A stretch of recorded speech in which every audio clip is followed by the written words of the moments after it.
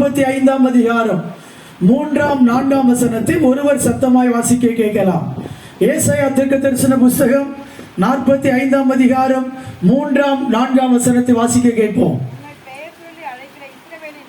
உங்களை பெயர் சொல்லி அழைக்கிற இஸ்ரவேலின் தேவனாகிய கர்த்தர் நானே என்று நீங்கள் அறியும்படிக்கு வெண்கல கதவுகளை உடைத்து இரும்பு தாழ்பால்களை முறித்து அந்த காலத்தில் இருக்கிற பொக்கிஷத்தையும் ஒளிப்பிடத்தில் இருக்கிற புதையல்களையும் நான் உங்களுக்கு கொடுப்பேன்.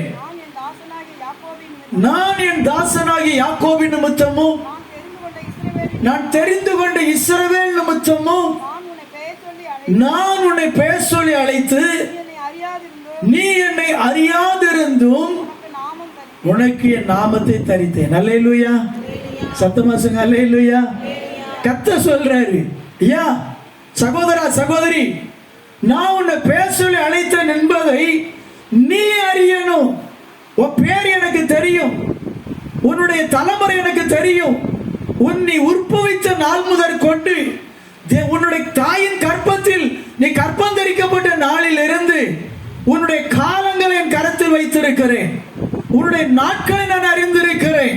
உன் வாழ்க்கையில் வந்த கஷ்டம் எனக்கு தெரியும், உன் வாழ்க்கையில் வந்த நஷ்டம் எனக்கு தெரியும், உன் வாழ்க்கையில் வந்த பாடுகள் எனக்கு தெரியும், உன் வாழ்க்கையில் வந்த பலவீனம் எனக்கு தெரியும், இழப்புகள் தெரியும், பிரச்சனை தெரியும்.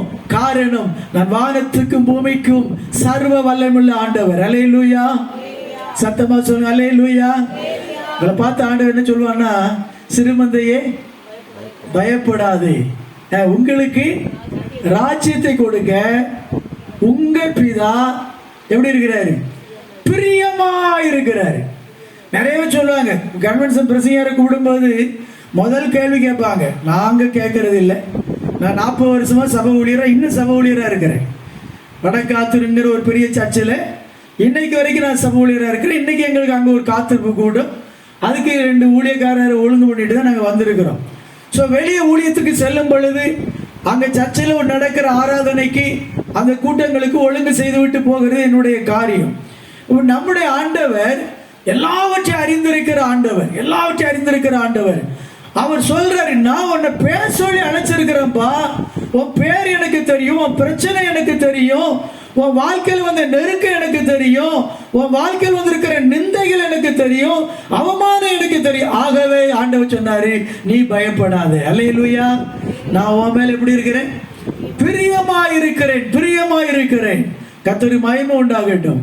அப்ப நம்ம பேர் சொல்லி அழைத்தான். நீங்க வேதத்துல யாரெல்லாம் ஆண்டவர் பேர் சொல்லி அழைச்சார் அப்படின்னு பாத்தீங்கன்னா, நிறைய நபர்களை ஆண்டவர் சொல்லி பேர் சொல்லி அழைச்சிருக்கிறாரு.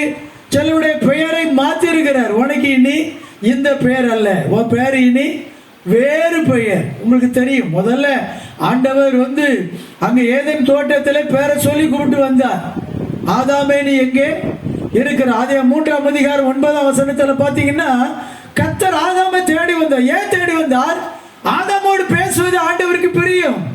அவன் பேரை சொல்லி கூப்பிடுவது ஆண்டவருக்கு தெரியும். நமக்கு தெரியும், யார் பேரை சொல்லி கூப்பிடுவா? நம்ம பேரை சொல்லி கூப்பிடுறோம், யார் கூப்பிட முடியும்? சும்மா நீங்கள் பேசுங்க.